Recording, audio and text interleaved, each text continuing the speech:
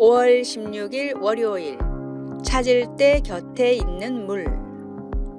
세계에서 가장 깊은 호수인 바이칼호수는 아주 거대하고 웅장합니다. 1마일 깊이에 길이는 거의 400마일, 폭이 49마일이며 전 세계 지표면 담수의 5분의 1 정도를 담고 있습니다. 그러나 이 물은 대체로 접근하기가 어렵습니다. 바이칼호수는 러시아의 가장 외딴 지역의 하나인 시베리아에 위치하고 있기 때문입니다. 이 지구상의 많은 곳에서 그렇게 절실히 물이 필요한데도 이처럼 방대한 양의 물이 많은 사람들이 접근하기 어려운 곳에 숨겨져 있다는 사실이 아이러니합니다. 비록 바이칼호수는 멀리 떨어져 있을지 모르지만 가장 절실히 필요한 사람들이 이용할 수 있고 다가갈 수 있는 끝없는 생명수의 원천이 있습니다. 사마리아의 우물가에서 예수님은 한 여인과 대화를 나누시며 그녀의 깊은 영적 갈증의 언저리를 살펴보셨습니다. 그녀의 마음속 필요를 채워줄 해결책이 무엇이었을까요? 바로 예수님이셨습니다. 많은 것들이 만족을 준다고 약속하지만 어느 것도 우리 마음의 갈증을 완전히 해소시켜주지 못합니다. 예수님만이 진정 우리의 영적 갈증을 채워줄 수 있습니다. 그리고 주님의 공급하심은 누구나 어디서나 누릴 수 있습니다. 말씀, 내가 주는 물을 마시는 자는 영원히 목마르지 아니하리니.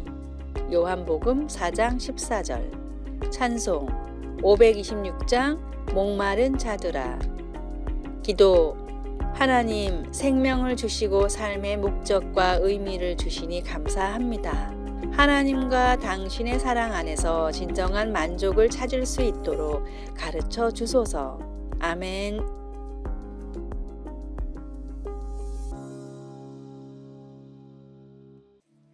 5월 17일 화요일. 눈을 가리는 이유. 미국 세인트루이스 지방법원의 전설적인 판사 제임스 허킨스는 법정에 설 때마다 눈을 헝겊으로 가렸습니다. 시력에 문제가 있는 것도 아닌데 눈을 가리고 법정에 들어서는 모습을 보고 어떤 사람들은 로마 신화에 나오는 정의의 여신 유스티티아를 따라하는 것이 아니냐며 조롱했습니다. 그러나 제임스가 직접 밝힌 눈을 가리는 이유는 다음과 같았습니다. 원고는 물론 피고가 내가 아는 사람일 수도 있기 때문입니다. 혹은 나도 모르게 피고의 인종이나 키, 외모에 영향을 미친 판결을 내릴 수도 있습니다. 눈을 가린다고 판결이 완전해지지는 않겠지만 할 수 있는 최대한 노력해야 한다는 것이 나의 신념입니다. 최근 뉴욕타임스가 2년간 조사에 발표한 기사에 따르면 정확히 같은 범죄를 저질렀음에도 백인들에 비해 흑인은 27%, 히스패닉 계열은 18%나 높은 형량을 선고받았습니다. 인간은 불완전한 존재이기에 보이는 것, 듣고 배운 모든 것에 영향을 받을 수밖에 없습니다. 불완전한 존재라는 것을 먼저 인정하고 내 안에 있는 차별과 편견의 시선을 최대한 걷어내고 모든 사람들을 하나님의 형제 자매로 보려고 노력하십시오. 오늘의 말씀. 오직 위로부터 난 지혜는 첫째, 성결하고 다음에 화평하고 관용하고 양순하며 긍휼과 선한 열매가 가득하고 편견과 거짓이 없나니. 야고보서 3장 17절. 오늘의 찬송 378장 내 선한 목자. 오늘의 만나. 주님이 주신 사랑의 마음으로 다른 사람들을 바라보게 하소서. 다른 사람의 흠은 덮어주고 장점만 바라보려고 노력합시다.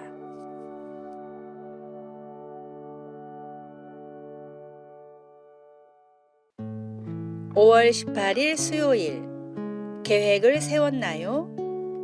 거의 18살의 청년 게이드는 자신의 제1지망 대학에 장학금을 받고 진학할 수 있으리라 기대하고 있었습니다. 그는 고등학교 캠퍼스 사역에 참여했으며 새로운 환경인 대학에 가서도 비슷한 사역에 참여하길 바랐습니다. 그는 아르바이트로 돈을 모아왔고 새 일에서도 월등히 앞서 나갔습니다. 그가 세운 몇 가지 큰 목표들은 모든 것이 정확히 예정대로 진행되어 가고 있었습니다. 그런데 코로나19 위기가 이 모든 것을 바꾸어 놓았습니다. 학교에서는 게이든에게 첫 학기가 온라인으로 진행될 것 같다고 알려왔습니다. 캠퍼스 사역에 공백이 생겼습니다. 비즈니스가 문을 닫자 일자리에 대한 기대도 사라져 버렸습니다. 실망에 빠진 그에게 친구가 유명한 프로 건투 선수의 말을 넉살맞게 인용하며 말했습니다. 그래, 주먹으로 입을 얻어맞기 전까지는 누구에게나 계획이 있지. 잠언 16장은 우리의 모든 일을 하나님께 맡길 때 하나님이 우리의 계획을 견고하게 하시고 그분의 뜻대로 행하실 것이라고 말합니다. 그러나 진정한 현실은 어려울 수 있습니다. 그것은 우리의 길을 혼자 꾸려 나가겠다는 생각을 의도적으로 떨쳐버리고 하나님의 인도하심을 열린 마음으로 받아들여야 하기 때문입니다. 어떤 실망감으로 미래에 대한 계획을 바꾸었습니까? 오늘 하나님의 인도를 구하기 위해 무엇을 할 수 있을까요? 말씀. 사람이 마음으로 자기의 길을 계획할지라도 그의 걸음을 인도하시는 이는 여호와이시니라. 잠언 16장 9절. 찬송 384장 나의 갈 길 다 가도록. 기도. 하나님, 선하시고 신실하신 하나님이 제 발걸음을 확고히 해주실 것을 알고 실망 속에서도 하나님을 신뢰할 수 있도록 도와주소서. 아멘.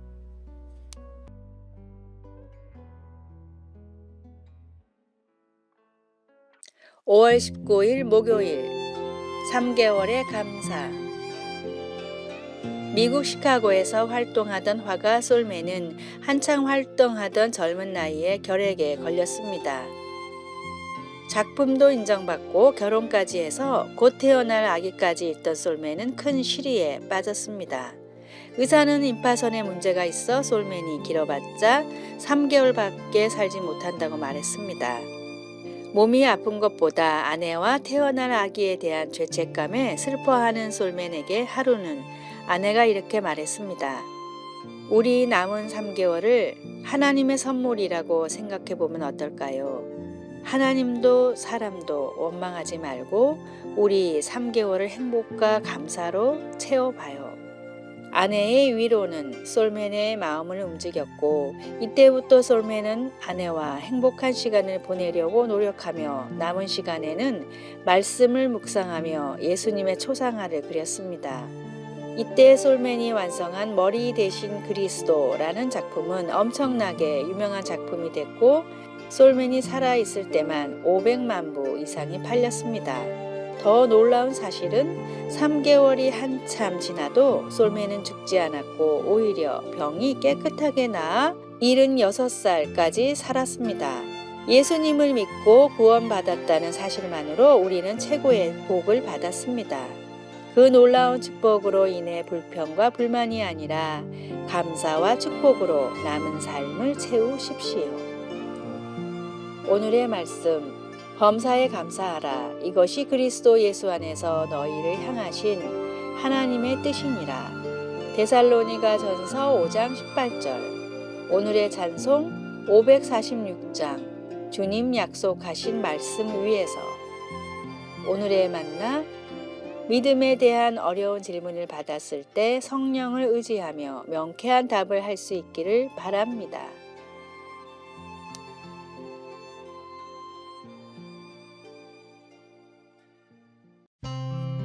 5월 20일 금요일 성경 말씀을 기반으로 정리한 7가지 지혜로운 대화 방법. 첫째, 상대방이 하는 말을 끝까지 듣는다. 잠언 18장 13절. 상대방의 말을 듣는 것은 대화의 기본입니다. 둘째, 상대가 알아들을 수 있도록 말한다. 야고보서 1장 19절. 받아들일 수 있는 눈높이로 대화해야 받아들일 수 있습니다. 셋째, 사실을 부풀려 말하지 않는다. 골로새서 3장 9절. 사랑엔 거짓이 없습니다. 진실에 사랑을 더해 말하십시오. 넷째, 말다툼을 벌이지 않는다. 로마서 13장 13절. 성숙한 성도는 싸우지 않고도 의견을 조율할 수 있습니다. 다섯째, 부드럽고 친절하게 응대한다. 잠언 14장 29절, 15장 1절. 어떤 일이든 가시돋친 말이나 분을 품은 말을 사용하지 마십시오. 여섯째, 상대를 책망하거나 비판하지 않는다. 갈라디아서 6장 1절. 심령을 회복시키고 격려하는 말을 대화의 목적으로 삼으십시오. 일곱 번째, 비난과 책망에 똑같이 대응하지 않는다. 베드로전서 2장 23절, 3장 9절. 비난과 책망은 그대로 돌아오는 메아리일 뿐입니다. 아래의 빨간색 글자 구독을 누르시어 더 많은 전도의 열매를 맺으시기를 기도합니다.